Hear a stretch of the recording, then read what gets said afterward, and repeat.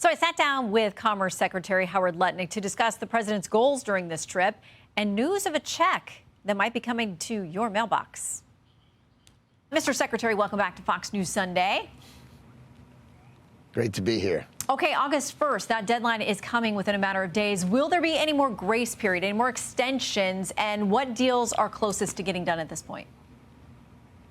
Okay, so no extensions, no more grace periods. August 1st, the tariffs are set. They'll go into place. Customs will start collecting the money, and off we go. Obviously, after August 1st, people can still talk to President Trump. I mean, he's always willing to listen. And between now and then, I think the president's going to talk to a lot of people. Whether they can make him happy is another question, but the president's definitely willing to negotiate and talk to the big economies for sure. Okay, so folks are nervous. We have brand new polling on that this week. And when we asked in our Fox News polling how people are feeling about things, the president is underwater by double digits on the economy, on inflation, and tariffs. And they may be reacting to reports like this one from the Yale Budget Lab, estimating that Americans now face the highest tariff rate since 1910, an average cost of $2,800 per household this year. So you keep saying Americans are going to love these deals. They're very skeptical and they're worried at this point. Well, I think you'll see as they flow through the market. But what's going to happen is very few products are actually going to move their price. And basically $700, $800 billion. Maybe it's possible we get near $1 trillion of revenue will come into the United States of America, reducing our deficit. And what do you think is paying for no tax on tips, no tax on overtime, no tax on Social Security, right? These are the monies that are going against that. So I think if you take a look at the whole thing, it's going to be fantastic. Okay, so looking at a PolitiFact report, they cite the Congressional Budget Office, which I know you guys feel like does not take in all of the necessary growth factors and those kinds of things. But they say this, an analysis by the CBO projects that 10 years of tariff revenue increases under Trump won't pay for the added deficits from his bill, meaning the one big beautiful bill, or the cumulative deficits over the next decade. The projected added deficit from the bill is $3.4 trillion. On top of the existing projected deficit over the next decade of $21.8 trillion. They say the tariff math doesn't add up. Your response? So the tariff revenues are amazing, right? $700 billion a year. That's just net new money the government never had before. So you take that every year for 10 years, that's $7 trillion. And then what they're not counting is the way the president is smashing open these markets. You got every market, right? Japan, Indonesia, Vietnam, you name the deal he does, and he opens that market. That's going to have export growth, right? Never before has our ag and our industrials actually had access to these markets. You know, we're meeting later today with the European Union. You know, the president's goal, get those markets open for Americans to export to them. And that growth is going to pay for everything. It makes Americans richer. And, of course, our tax revenues go up the right way by Americans making more money by winning in business. So that EU meeting, everybody's going to be watching to see what comes from that. The president has said at this point he thinks it's a 50-50 odds that you'll actually get a deal done with them. The Wall Street Journal reports this. The EU has prepared retaliatory tariffs that could affect more than $100 billion worth of U.S. goods in case a deal isn't reached.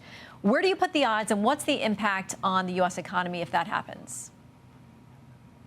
Well, look, the president of the EU is coming to meet President Trump. So when the president puts the odds at 50-50, those are the odds. Look, Europe needs to make a deal and wants to make a deal, and they are flying to Scotland to make a deal with President Trump. The question is, do they offer President Trump a good enough deal that is worth it for him to step off of the 30% tariffs that he set? If they offer him the right deal, which is opening their markets and really negotiate with him the right way, you know, they're hoping they make a deal, and it's up to President Trump, who's the leader of this negotiating table. We set the table. The team sets the table, but Donald Trump does his negotiations by himself. And if you watched him do the Japan deal, it was a masterclass. One of the most enjoyable afternoons I've ever had watching Donald Trump negotiate with the Japanese. It was so fun. Well, it's definitely one of the feathers in the cap of trying to get these deals done. The Fed chair, Jerome Powell, who had some one-on-one time with the president this week, has indicated it's uncertainty about things like these tariffs that make it less likely that there's going to be another a rate cut until there is some stabilization in the markets. Does that lend an urgency to getting some of these deals done? And how upset do you think the president will be if there's not a rate cut this week?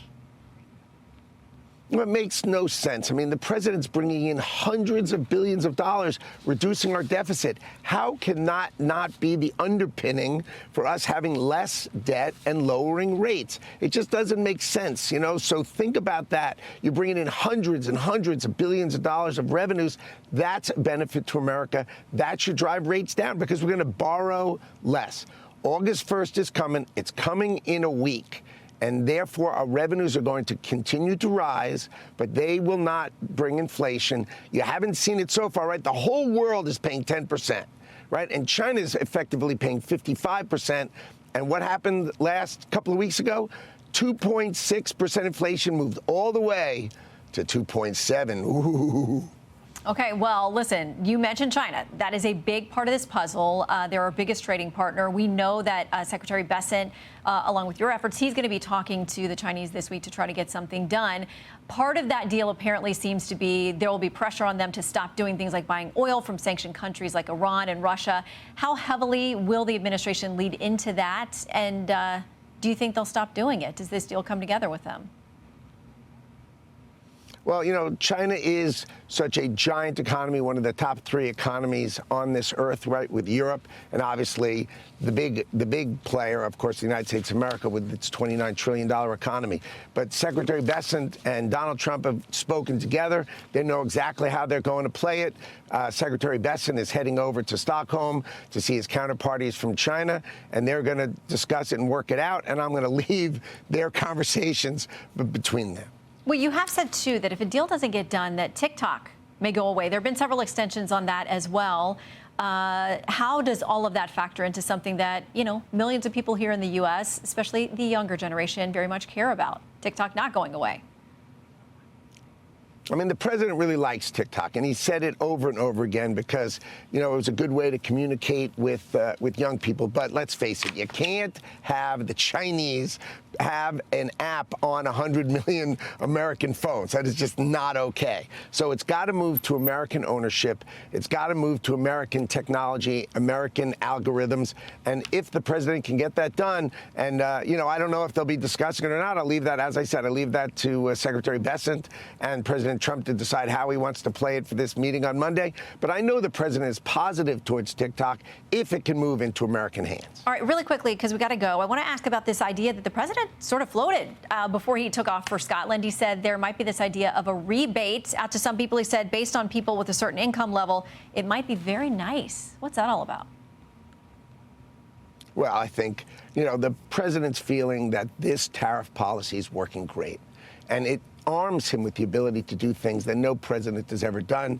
And you know the president, which is he's the most transparent president ever. And if he thinks it, he's willing to talk about it and discuss it with the American people. That's what makes him special. So as he thinks about things, he'll flush them out. You know, he gives press conferences almost every day. So you can always ask him another question and another question. But he's feeling very, very strong because his tariff policy is working. I mean, look at that Japanese deal, the Japan deal, where they gave President Trump $550 billion, more than $500 billion to invest in our national security and infrastructure, funded by the Japanese government to reduce their tariffs all the way down to 15%. I mean, talk about a tariff policy that works. All right, so maybe some other buy downs coming as you try to get these other deals done. Secretary Lutnick, always appreciate your time, and we'll watch for the results of your meetings there in Scotland. Thank you, sir.